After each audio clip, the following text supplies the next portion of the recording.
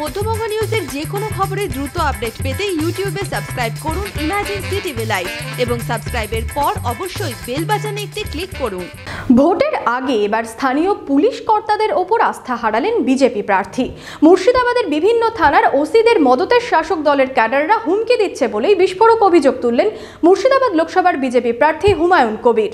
1907টা বুথেই কেন্দ্রীয় বাহিনী দিয়ে ভোট করাতে হবে এবং সেই সঙ্গে এখনও যে হুমকি চলছে সেই হুমকি লোকাল ওসিগুলোর উপরে আমাদের মোটেই আস্থা নেই, মোটেই ভরসা নেই। সাধারণ মানুষও তাদের তাণ্ডব দেখেছে সেই ওসিরা গত পঞ্চায়েত নির্বাচনে কী ধরনের আচরণ করেছে। তাই স্পেশাল অফিসার সহ নির্বাচন কমিশনকে আমরা লিখিতভাবে জানাচ্ছি, সেই সঙ্গে আপনাদের মাধ্যমে মানুষকে অবাধ ও শান্তিপূর্ণভাবে ভোট গ্রহণ করার স্বার্থে যতগুলা স্টেপ নেওয়ার দরকার ইলেকশন কমিশনকে সেই স্টেপ ইমিডিয়েটলি নেওয়ার জন্য আমাদের রিকোয়েস্ট থাকে।